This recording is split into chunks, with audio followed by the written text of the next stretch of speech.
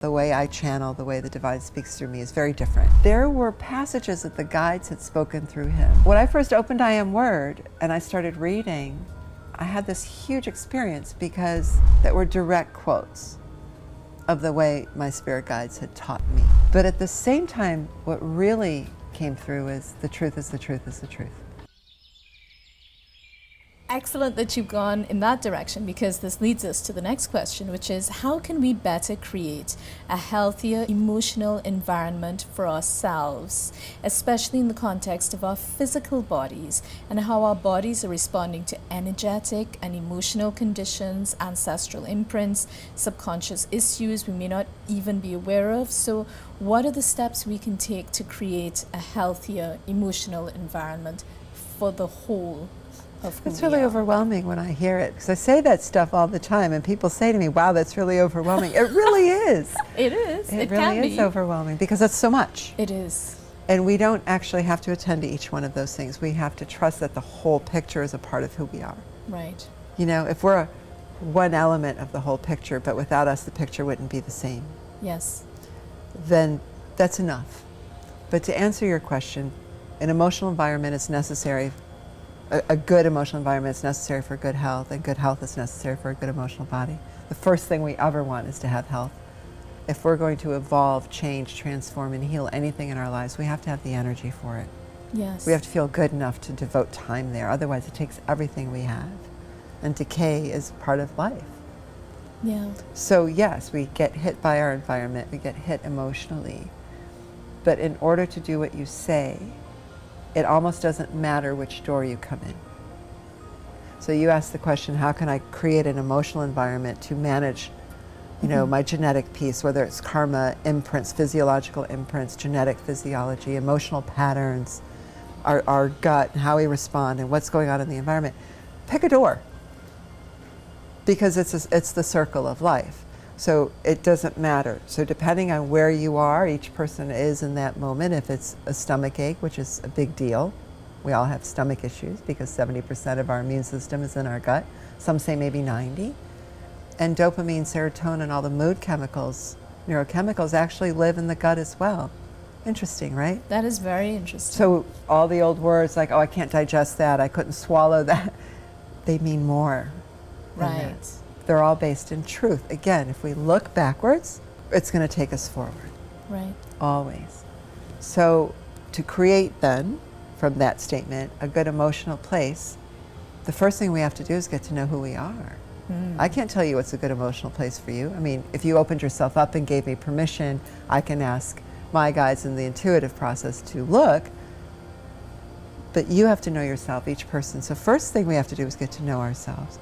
For me, if I can walk in nature, whether it's trees or water, and I can be completely silent, that's all I need. It changes the world for me.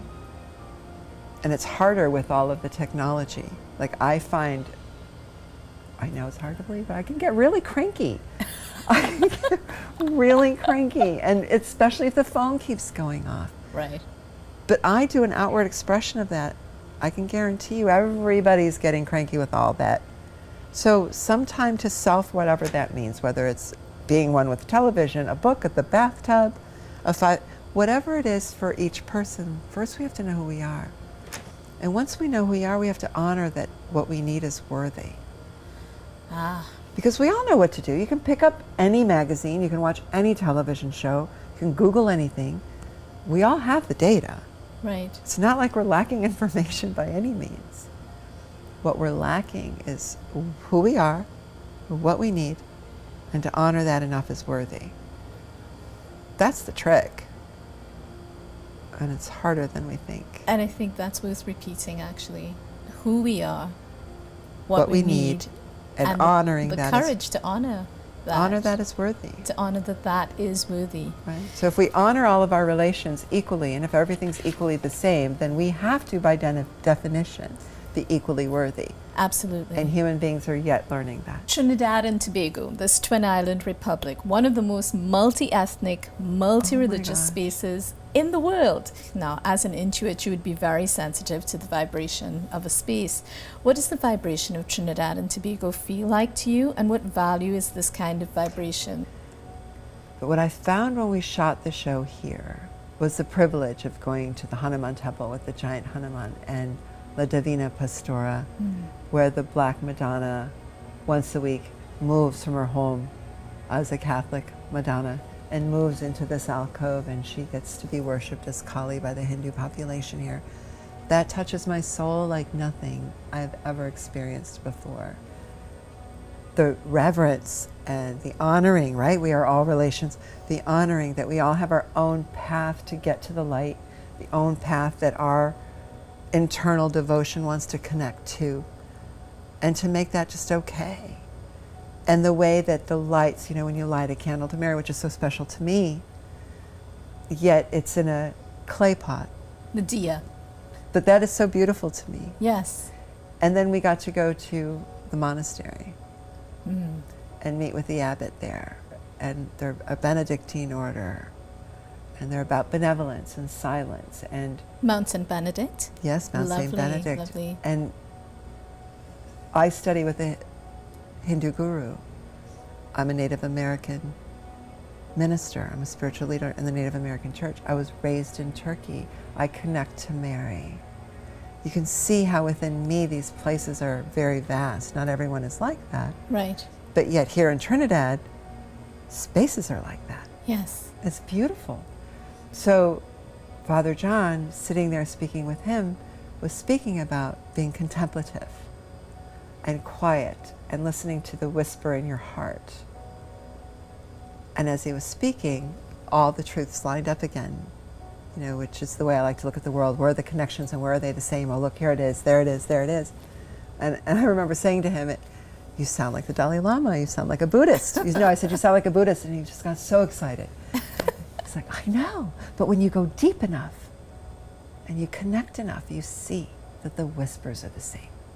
Of course, I teared up. And Oh, that's beautiful. beautiful. And so the experience in Trinidad for me, and then I got to go eat doubles Oh, well, right after that. I mean, that's the supreme. It was the supreme. It was so much. I couldn't get enough. It doesn't I get any messed better them all than over that. myself. I didn't care. It was just gooey, wonderful, delicious. But that's the joy of life, right? Yes, it is. Just savor it all. So let's talk about Peace Squared. What is your vision for the journey of this television series? What are your hopes? How do you envision the series unfolding? I can have a vision, and we can trust that it'll be something like that because the divine has its own mind. You know?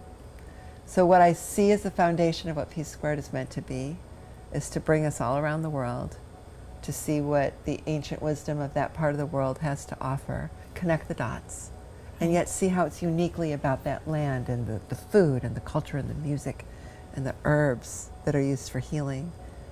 And at the same time, look where that place may be currently, and bring that forward in Peace Squared to show that we are all relation. You know, we are all unified, and if we listen to the call of the soul, if we learn how to listen to ourselves, then we can have everything we ever wanted. You're so busy feeding everyone else's souls, so to speak, or teaching people how to feed their own souls. What feeds your soul? Quiet time in nature. Just being in the same room with somebody I love, family, friends, an animal, Ah, yes. in quiet. I really love quiet.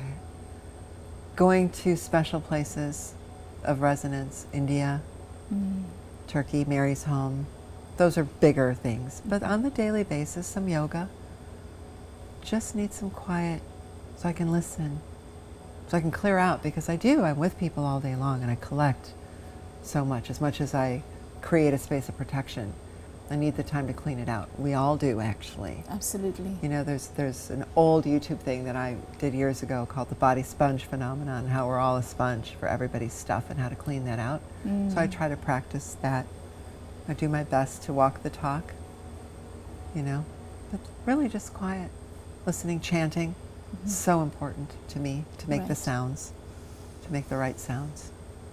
So that changes the vibration of me, of my space, opens me up so I can hear and see better. Right. And also separate what's mine. It's easy to get lost if something is similar, Right. you know. Yes. So that'll show me if something's yet unfinished for me, because I don't ask anyone to do what I'm not willing to do. And at the foundation of it. It's about discovering highest good, learning to listen to the call of your soul, awakening and increasing consciousness, because when we declutter, the light comes in. You know, it's not like that drawer, right? Everybody has that drawer. It's just stuffed with stuff. You don't even know it's in there anymore. You just know stuff lives there. Yes. And you keep adding more stuff. Yes. Amazing how much more can take, right? You shove down and add. And you pull that drawer out and you dump it. You clean it out in there and you put back only those elements that you want and need. The configuration is completely different. The vibration is different. Yes. There's room. And because there's room, anything can grow. There will be serious moments. You know, we're having a serious conversation. At the same time, there's so much joy and uplifting in that. Yes. It's a lot of fun. I mean, you have to have fun. Absolutely. We don't have enough fun. We're all in this together. Let's just have fun doing it. Let's all raise ourselves together. Let's follow each other. You know, I love Steph's theme song for this show. Come follow me, come follow me.